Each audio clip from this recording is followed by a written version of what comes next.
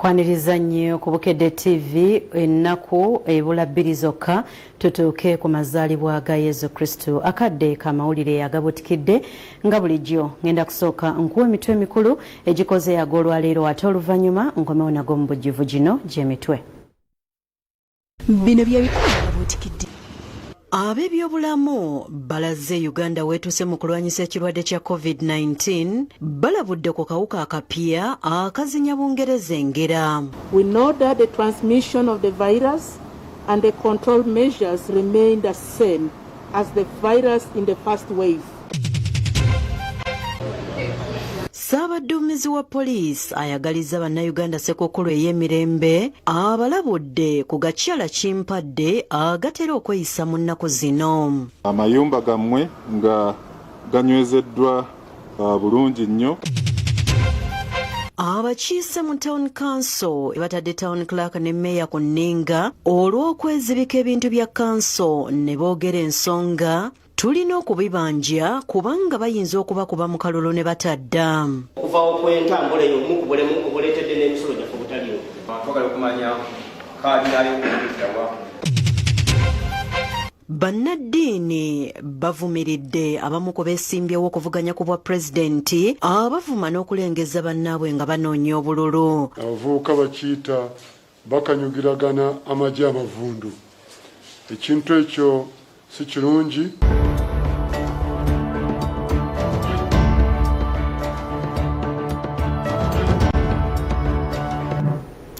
Nkwaniriza nate kati gano ge mawulire gaffe mu bujjuvu ogakutuusaako nze Rose Kigongo Ssemwanga ndinemebo mulungi kulaba naffe ab'obubonero. Ntandise n'abakugu mu byobulamu mu nsi yonna balaze nga Uganda bwekwata ekifo eky'omusanvu ku lukalu olwa Africa okubeeramu ekirwadde ekya COVID-19 wabula bategeezezza nga bwe waliwo akawuka akapya akalumbye ensi eno nga mu kiseera kino Abangereza kabazinya ngera. Mu lukuŋŋaana lwa bannamawulire olutuuziddwa ku Media Center wano mu Kampala abakugu mu byobulamu nga bakulembeddwa minisita w'ebyobulamu ebisookerwako Dr. Joyce Moriku Kaduchu bategeezezza ng'omuwendo gw'abalwadde ba COVID-19 mu Uganda bwe gweyongedde okuva ku bantu 1,900 abaali bakwatibwa akawuka kano buli wiiki okudda ku bantu 36,000 abakwatibwa buli wiiki nga minisita bw'annyonnyola. Uganda is in phase 4 of the pandemic. This means that there is intense and widespread community transmission of COVID-19. Today we are reporting on average weekly 3,600 cases. And this emerged from 35 districts in the country. Ayogedde ku kika ky'akawuka akapya akaze nga bwe kiseera kino Abangereza kabazinya ngera n'agumya nti wano tekannatuuka. However, we know that the transmission of the virus and the control measures remain the same as the virus in the first wave. And for that purpose, consistent use of face masks, social distancing, and good hygiene remains the key cornerstone in terms of prevention and control of the virus. Alaze engeri akawuka gye keeyongedde mu bannakampala n'amenya ne disitulikiti ezisinga okubeeramu abalwadde. Kampala remains the hotspot, followed by the other emerging hotspot districts like Kabarole, Kasese, Luengo, Kabale, Mbarara, Masaka and Liatonde. Minisita Kaduchu asambaze ebiyitiŋŋana nti mu malwaliro teri mukagwa oxygen nga baaguzeeyo n'emmotoka ez'abalwadde empya. The ministry procured 450 oxygen cylinders, 5 filling stations and other accessories. Asabye abantu okwongera okugoberera amateeka ag'okuziika abafudde COVID-19 nga ne gavumenti yakwongera okussessira ku mirambo. All bodies shall be appropriately wrapped and put in a shield coffin or a bag too. The family members must not at any one point open the coffin or the bag that has been zipped. Omukungu w'ekitongole ky'ebyobulamu mu nsi yonna Jonas Tegegen ategeezezza nga bwe bagenda mu maaso n'okwetegereza akawuka akapya akalumbye Bungereza n'akakasa ekifo Uganda kyekwata mu Africa okubeera mu COVID-19. We are seeing a serious spike now related to gatherings including weddings, burials, as well as campaigns. Asabye abantu obutagenda mu byalo kubanga akawuka kasinga kubeera wano mu Kampala. If you really love your parents, don't visit them this season. Please. Director w'ebyobulamu mu ministry eno Dr. Henry Mwebesa alaze okusoomozebwa abantu kwe basanga okweyawula nga bazuuliddwamu obulwadde. If you are diagnosed positive, you are on your treatment, even if you are strong and energetic, please stay at home. Because the challenge we are having, the same people who are positive, you find them in taxis going to the supermarket, find them in taxis going downtown, and they cause us more problems. Awadde abantu amagezi ku ngeri gye basobola okwejjanjabamu obulwadde buno. They are mainly on vitamin C, zinc, azithromycin if they develop some temperature. We encourage them to take a lot of fruits because we really want to support them with the foods that will help them build their immunity, plenty to drink and exercise. Ye Minisita w'ebyobulamu Dr. Jane Ruth Achenge alambudde ku bayindi ku ddwaliro ekkulu e Mulago abajjanjaba bannayuganda n'okubawa ebitundu by'omubiri ebiba bikutuseeko mu bubenje biyite artificial limbs. Ategeezezza nti bagenda kuteeseganya n'abayindi bano okulaba ng'ebyuma ebikola ebintu bino bisigala wano mu Uganda. And the reason why we are asking that don't take the machines back, because one, it's not easy to get those machines. Not only the machines, even the expertise. You use the machines and to mold the limbs. Enteekateeka eno yawumibwamu omutwe ab'ekitongole ekigatta abakyala abayindi mu ggwanga nga Suman Venkatesh bw'annyonnyola. Attended to almost 550 patients. We can see a smile on everybody's face. Like Minister said, they will be walking, dancing, doing their own business. Nze Ismail Nsubuga ne Shamshadi Narujja ku Bwabukedde TV. Ate eyo nga tuvuddeyo Ssaabaduumizi wa poliisi Martin Okoth Ochola alabudde bannayuganda ku gakyala kimpadde agatera okukozesa ennaku enkulu nga ganyaga abantu. Ssaabaduumizi wa poliisi John Martin Okoth Ochola awadde obubaka bwa Ssekukkulu obumusomeddwa omwogezi wa poliisi mu ggwanga Fred Enanga mu lukuŋŋaana lwa bannamawulire olutuuziddwa ku Media Center wano mu Kampala. Mu bubaka buno asabye abantu okubeera obulindaala ku gakyala kimpadde agatera okugufuula omugano mu nnaku enkulu ne ganyagulula abantu. Olina okulaba nga amakaago, bizinesi yo, ekifo mw'okolera, nga ebyokwerinda amayumba gammwe nga ganywezeddwa bulungi nnyo kireme kusikiriza bumenyi bw'amateeka. Alabudde ne ku kirwadde kya COVID-19 ekyeyongedde n'asiima abakuumaddembe abakoze obutaweera mu kiseera kya kampeyini. Yavuddeyo n'asiima obubondo bwa bannasecurity olw'omulimu omunene gwe bakoze omwaka guno okulaba nti bannayuganda bakuumwa. Ayogedde ku mbeera y'abasirikale abaafunidde ebisago mu nkambi ya Muna FDC Patrick Amulyati Oboy. Abasirikale 3 n'abapoliisi 3 wamu bannasecurity 6 baafunye ebisago. Twabakebeddeko tebali mu mbeera mbi nnyo. Omu ku bo yasobodde okusiibulwa era tusaba ne bano Mukama abayambe badde engulu bulungi. Naye nga already fayiro weeri ekyegegwawo aba traffic bali mu kukola okunoonyereza. Alabudde abagoba b'ebidduka abavugira ku nguudo mwasanjala ezifuluma Kampala okukakasa nti balina ebisaanyizo byonna kubanga ebikwekweto byabwe bigenda mu maaso. Tusobodde okutondawo checkpoints eziwerako. Tujja kuba tukebera badriver okulaba nti balina ebisaanyizo eby'okuvuga emmotoka. Alaze obukodyo obupya obwaleetebwa obuyambye okukendeeza ku bumenyi bw'amateeka obw'emmundu. Tulabye nti obubbi bw'emmundu badde bukendedde. Obubondo obwali bwenyigidde mu kuwamba abaana abakyala bannayuganda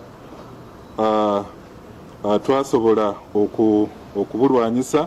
abakulembeze ba taxi mu Kampala batuuzizza olukiiko lwa bannamawulire mu paaka ya Usaafi ne balaga amateeka agabagiddwa okutambulirwako mu nnaku zino enkulu omuli n'okubakugira okuvuga endiima. Bakulembeddwa mu ssentebe waabwe Kalifani Musajja Alumbwa, Mustafa Mayambala n'abalala nga balambise ebisaanyizo ebirina okubeera ku buli siteegi nga n'amateeka ag'okutangira COVID-19 tebagasudde mu guluka. Tewali mmotoka ya takisi yonna ejja kukkirizibwa okuteeka abantu mu paaka nga terina sanitayiza. Balabudde Gakyala Kimpadde ageesomye okujja mu paaka okunyagulula abasaabaze nga n'abasaabaze abakozesa paaka balagiddwa okugoberera amateeka gaazo. Omuntu bw'aba aleesa ekintu ng'akiteeka mu mmotoka mugambe kisumulule kikole ki nkirabe kubanga akalekamu ng'alaba olw'entolola bw'ati ngadda ne poliisi ate n'abapoliisi bakakasizza ng'omuwendo gw'ebisale kwe batambuliza abantu bwe gulinnyeemu.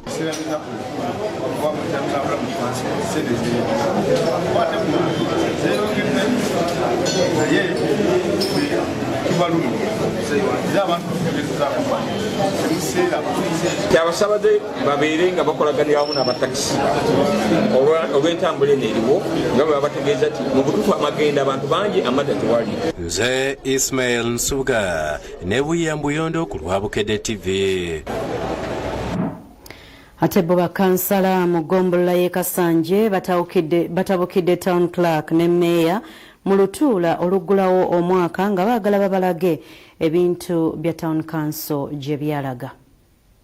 Wabaddewo akaleegabikya mu tawuni kanso y'e Kasanje mu disitulikiti wa Kisulo abakiise bwe batabukidde meeya Joseph Semujju ne tawuni clerk Jimmy Mabanja nga baagala babannyonnyola ebimu ku bintu bya tawuni kanso eno gye byalaga. Bano babadde mu lutuula olugulawo omwaka ng'ebibadde bibanjibwa kuliko ekyuma kya kasooli ekyaweebwayo gavumenti, emmotoka wamu n'amadirisa n'enzigi ebyaweebwayo okumaliriza ekifo awazaalirwa abakyala. Naye tunaba tuvuddewo nga tetukomyewo nga tumanyi nti twalekayo amadirisa 2 oba 3. Twakola emmotoka yaffe ne tugiwa n'obuvunaanyizibwa.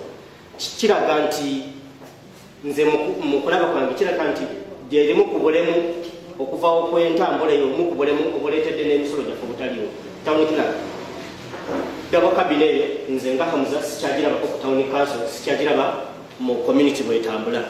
Emmotoka ezo zijja mu si gavumenti yaziweebwa gavumenti ya China ng'esampolinga emmotoka ezo. Niye emmotoka ezo sipeya waazo mu Kampala takola ki talabikira kuddayo kati yaffe eri ekyuma ekyafa. Twagala okumanya kaadi yayo okuyitawa bireke nga weeri. Kansi ebadde ekubirizibwa sipiika Robert Setumba ng'ono alagidde bwe bava mu lutuula batwala okubalaga ebintu ebyogerwako. Tawuni clerk abasabye bamuweeyo akadde ave mu nnaku enkulu. Abakiise kye baganye nga bagamba nti ebibanjibwa tebirina bikwataganira n'ennaku enkulu. Nasayininga notisi first notice najimutwalira ne mwina 14 yatunze tuve mu nnaku zino enkulu tukole action. Mukama wange bye tubeerako nga tusaba okuddayo balonzi baffe tubategeeze kino twakiyisa kyakole kino tugenda mu nnaku nkulu. Kyokka ategeeza nti byonna alina ekifo gye yabitereka. Era bintu bibiri bino amadirisa n'enzigi bibiri mukama wange biseefu. Kubanga bitereka biseefu unabwe tukomawo wano nesogera kubiranga. Bakansala bagamba nti abantu bano bandikuba mu kalulu ne batadda olwo ebintu bya kanso ne bibulankanyizibwa. Buli ali mu office agikozese nga manyi si yagisoseemu ajja givaamu agirekemu n'omulala. Babasuubuzi mu katereke wankuluku nga bali wamu ne Mahadi Kaweesi ayagala obwa mmeeya bwe Lubaga bagguddewo ku kifuba kaabuyonjo eyazimbibwa gavumenti mu kifo kino kyokka n'efuulibwa ya ssente. Basoose mu lukiiko mwe boogeredde ebizibu eby'enjawulo nga Kaweesi yeekokkodde abakulembeze abatafudde ku bantu. Twazze kutereeza Lubaga tufume Lubaga empya. Lubaga etalimu wabitiibwa, Lubaga erimu abantu abagenda okujja okubakolerera wansi. Mwamanya kubatatira mubasoloza bamufuyisa mukatale kamu. Abudi Muwonge ne Joseph Setimba bebakusakidde gulu lino ku Lwabukedde TV. Neggulira eryo ekitundu kyaffe ekisooka eky'amawulire agabuutikidde bwe kityo bwe kitambudde tugenda komawo n'amawulire amalala mangi tovaawo.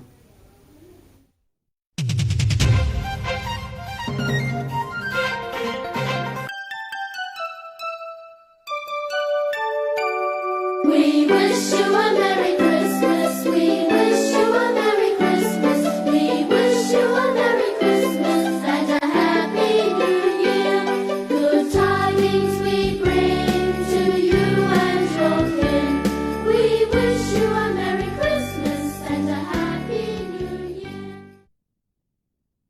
Looking for land with access to water, electricity and social amenities? Look no farther. Zion Estates has got the biggest, most secure and well-planned estates in Uganda. We offer flexible payment terms on all our plots. So why keep renting? Find us at Zion Building 2nd floor, Chibuye and Tebe Road, or our branches in Boise. Zion Estate, your home, your prestige. My granddaughter bought a Techno Common 16S and won a fridge. My son also won a TV and is always teaching his boy how to swim in the middle of my house. My girls are always glued to their new phones, enjoying free 3GB data from MTN for the next 3 months. That means you hear Adebasukuru driving on their new phones. This Christmas, Techno has done it. Buy the Techno Common 16S or the Spark 5 and win instant prizes. Amanya nze Kasirye David mbeera maganjo amwe telecom technician na wangu de million nyamu Super 3 Super 3 natandiko jiraba ku TV ne sibitwala nyonga kikulu ngendo kula abantu bawangula gayo wangu de million 2 omulala wangu de 50 million zinengamba let me try time yatuuse nagenzo kulanga bankubira wamunembera nga mpangu dobuka devuna. I'm so super, I'm very happy. Sente chengendo zikolamu mchala wanga tunda snacks yagala mwongereremuko ku sente kuzino zina wangu de half of it aberenga ye yagala.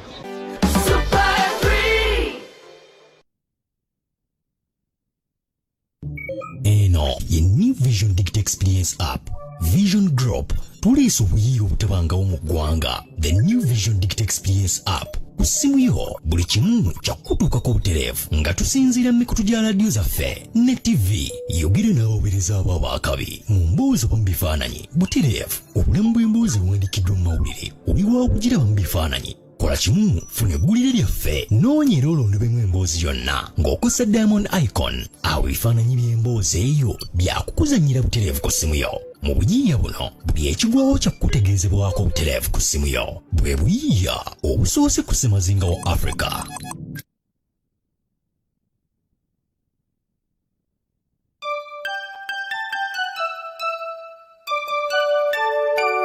We wish you a Merry Christmas. We wish you a Merry Christmas. We wish you a Merry Christmas and a Happy New Year. Good tidings we bring to you and your kin. We wish you a Merry Christmas and a Happy New Year.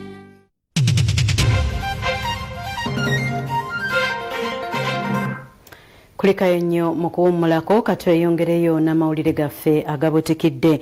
Bannaddiini nga bayita mu kibiina ekitabenzikiriza ekya Inter-Religious Council of Uganda bavumiridde engeri abamu ku beesimbyewo okuvuganya ku bwa pulezidenti bwe bavumamu be bavuganya nabo. Bannaddiini abeegattira mu kibiina kya Inter-Religious Council of Uganda bagamba nsi kyabavunaanyizibwa beesimbyewo okuvuganya ku bwa pulezidenti okutandika okuvuma wamu n'okulengeza bannaabwe bwe bali mu lwokaano. Ekintu ekyo si kirungi, ffe nga abakulembeze b'enzikiriza tukivumirira tulowooza nti nekyandibadde ekituufu buli muntu kwe kuba nti annyonnyola byagenda okukolera abantu nga moto yaffe bweri nti ku lwa Katonda n'ensi yaffe. Nsuubira ekyo tusaba nti kireme okugenda mu maaso. Bategeeza nti embeera eno ey'okwekolokota eyinza okuvaako obutabanguko mu ggwanga wakati w'enjuyi ezifumagana. Bino beebuulidde bannamawulire mu lukuŋŋaana lwe batuuzizza ku kitebe kyabwe Mengo mu Kampala. Bawabudde nti abeesimbyewo ku bwa pulezidenti bandibadde banoonya akalulu nga babuulira abantu bye bagenda okukola so si kwekolokota. Bategeeza nga bebongezaayo okubaganya ebirowoozo kw'abakulembeze okutuusa omwaka ogujja nga kivudde ku bbula lya nsimbi ssaako n'ekirwadde kimunayo mu ngalo ekya COVID-19. Kyetaaga obuyambi bungi, kyetaagamu okuvujjirira ekitasobose mulundi guno. Kino tugira tukiza wabbali okulonda kuveewo tulyoke tupulaninge nga tulina omulabo omu yekka COVID aye naye gwe tulaba nga tumuyinziza tumusobodde tujja kusobola okubeera n'olukiiko olwo naye ng'ekigendererwa be bannayuganda okwogera okuteesa. Bwe batyo balabudde abantu ku kirwadde kya COVID-19 ekiwanisa amatanga mu biseera bino eby'ennaku enkulu. COVID tasosodde ffenna tukwatidde wamu. Baagaliza bannayuganda Ssekukkulu ey'ensanyu n'omwaka omujja ogw'emirembe. Shamshad Nalujja yakusakidde eggulu eno ku Lwabukedde TV. ate ye minisita owabaliko obulemu n'abakanyike yenyamidde olw'ezimu ku disitulikiti ezitanasaba ssente ez'abakadde n'abaliko obulemu okusobola okwekulaakulanya. Gavumenti eyongeza ku ssente z'ewa abaliko obulemu n'abakadde okwekulaakulanya nga bino byogeddwa minisita Sarah Kanyike mu lukungaana lw'abannamawulire lwatuuza ku ofiisi ye mu Kampala. Minisita yogedde engeri ssente zino gye zigabibwamu eri bannannyinizo n'emitendera egiyitibwamu. Bakolera gurupu y'abantu wakati wa 5 ne 15 bwe bamala okukisalawo kye baagala okukola bakwatagana ne community development officers abakola obuvuzi ba gavumenti abo ababayambako okulaba nga babakolera fayiro ezo ne baziweereza wano ministry ne tuzibawa tetusuka miliyoni 5. Ssente zino sizaakuza nga bw'olaba ez'abavubuka ez'oba ez'abakyala. Amenya n'ebika by'abalina okufuna ku ssente zino. Gurupu zino z'abantu wakati wa 5 ne 15 teziriiko nti ffenna tuleke okuba nga tuli balema abamagulu nedda kasitobera ngu oliko obulemu obulamu bwo. Okusinziira ku minisita Kanyike mu mwaka gw'ebyensimbi ogwa 2020 minisitule yakuwa ensimbi abantu 8 abaliko obulemu mu bibiina by'abantu 43 kyokka yenyamidde olw'ezimu ku disitulikiti ezitafuddeeyo okusabira abaliko obulemu n'abakadde ssente. Obuvunaanyizibwa bw'oyo omukulembeze akiikira omuntu abaliko obulemu ne buvunaanyizibwa bwa community development officer kutegeeza abantu baffe nti ssente zino gyeziri bazisabe. Bo bannaddiini basabiddwa okwenyigira mu kubangula abaana ku nkyukakyuka y'emibiri gyabwe kiyambeko okukendeeza ku muwendo gw'abaana abafuna embuto nga tebanneetuuka. Bingi nnyo bye batamanyi kaakati nga okuyigirizibwa okwo kwetaaga mwenga bannamawulire mu makanisa mu mizikiti naffe tubeeko bye tubagamba. Okusinziira kwa lipoota efulumiziddwa abasawo ku ddwaliro ekkulu e Mulago abaana abafuna embuto mu disitulikiti y'e Kamuli ne Wakiso bali ebitundu 2.5 ku buli 100. E Kamuli kuba abawala abatannaweza myaka 18 30% be bafuna embuto. Kati eyo namba eri waggulu nnyo kuba Uganda yonna awamu eri ku 25%. Wano koddeyo egimu ku mize egiviiriddeko abaana okufuna embuto muli obwavu obuyonka abazadde baabwe butaaba okozesa ebiragalagala abazadde batayogera n'abaana baabwe n'ebirala ebigwa mu kkowa eryo nga Dr. Flavia Ndamiro bw'annyonnyola. Abawala abatali mu masomero abawala nga balina mikwano gyabwe nga baali bafunye ku mbuto nabo twesanga nga basobola okufuna embuto abo bakozesa ku bintu nga sigala oba omwenge n'abo balina enkolagano etali nnungi ne bazadde baabwe. Judith Nalugwa ne Josephine Lonkusse bakusakidde eggulire lino ku Lwabukedde TV. Ate ye omulamuzi wa kkooti ya Uganda Road Gladys Kamasanyu asomedde omuyimbi Maggie Kayima amanyiddwa nga Nabbi omukazi omusango ogw'okugezaako okutolosa omusumba Siraje Semanda avunaanibwa omusango ogw'okubba abasumba n'abamasomero. Omuyimbi Maggie Kayima amanyiddwa nga Nabbi omukazi omulamuzi wa kkooti ya Buganda Road Gladys Kamasanyu amusomedde omusango okwogezaako okutolosa Pastor Siraje Semanda ku misango egimuvunaanibwa egy'okujja ssente ku bantu ng'akozesa olukojjokojjo. Ono bamukwatira ku nsalo emutukula eyawula Uganda ku Tanzania. Emisango gino Pastor Siraje Semanda yagizza wamu ne Pastor Mondo Mugisha ssaako ne Jimmy Alinayitwe. K'omusango Nabbi omukazi agwegaanye era bannamateeka be ne basaba omulamuzi abantu baabwe okugibwako emisango. The particulars of the charge are that you, Nakayima Margaret, you assisted Semanda Siraje, who to your knowledge was guilty of an offense. Your Worship, I rise on a point of preliminary objection in respect to charges brought. Omulamuzi bamubuulidde nti Pastor Mondo Mugisha tazze mu kkooti kubanga alina ekirwadde kya COVID-19 era nga n'ebbaluwa ezikakasa kino omulamuzi bazimulaze. That's the reason he's not in court, Your Worship, he's undergoing treatment and he's ready to appear as soon as he's discharged. Siraje Semanda Nabbi omukazi wamu n'Alinayitwe ebigenda mu maaso lwadde birabira ku ntimbe nga basinziira mu makomero okuleeta ekitalya n'ekigo. Bannamateeka bategeeza nti emisango egivunaanibwa Semanda egy'okujja ssente ku bantu si mituufu kubanga yakikolanga mu mateeka era ng'abantu ssente baziwangayo nga beeyagalidde. That the conduct of Pastor Siraje and his colleagues in raising funds were in pursuance of this company objective. Joseph Innocent Senfuma yakusakidde eggulire lino ku Lwabukedde TV.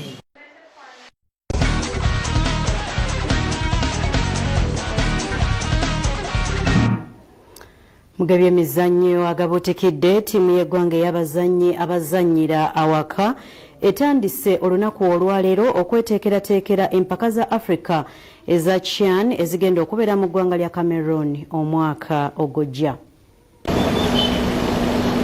Abazannyi 28 be baayitibwa okutandika okutendekebwa nga ttiimu y'eggwanga ey'omupiira ogw'ebigere eya The Cranes ey'abazannyi abazannyira awaka yeetegekera empaka za Afirika ez'abazannyi abazannyira awaka eza CHAN ezigenda okubeera mu ggwanga lya Cameroon omwaka ogujja. Okutendekebwa okusooka kubadde mu kiseera kya KCCA Lugogo nga okulembeddwamu omutendesi wa ttiimu y'eggwanga Jonathan Makistre ng'ayambibwako omumyuka wa Abdallah Mubiru.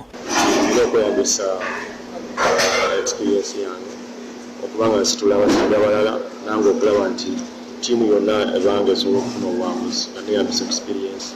Ttiimu temuli muzannyi wa kiraabu ya KCCFC yena ayitiddwa olw'okuba bano bali mu mpaka z'ekikopo ekya CAF Confederation Cup wabula ng'omutendesi alina essuubi ery'okuyita abamu ku bo nga wakutwala abazannyi 25 bokka mu mpaka za Afirika e Cameroon. Empaka za kutandika ng'ennaku z'omwezi 16 zikomekerezebwe nga 7 omwezi ogwa Februari ng'amawanga 16 ge gagenda okuvuganya. Uganda eri mu kibinja ekyokusatu omuli Morocco abalina ekikopo kino, Rwanda ne Togo. Uganda lyerimu ku mawanga 3 ag'akakiika mu mpaka zino emirundi 5 egy'omuddiringanwa ng'abalala kuliko DR Congo abakyasinze okukiwangula emirundi emingi nga giri 2 wamu ne Zimbabwe.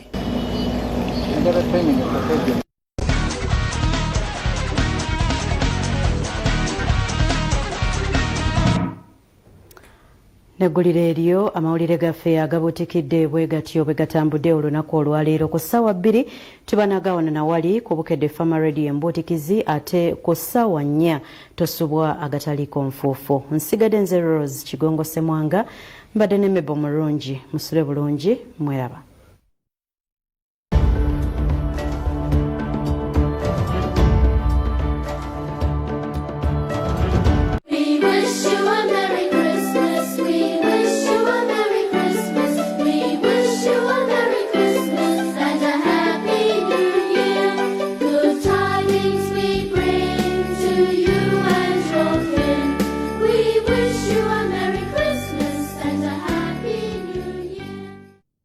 Mukusanyuka mu mbeera yonna tubadde bumu nga tussa kimu kati tubaagaliza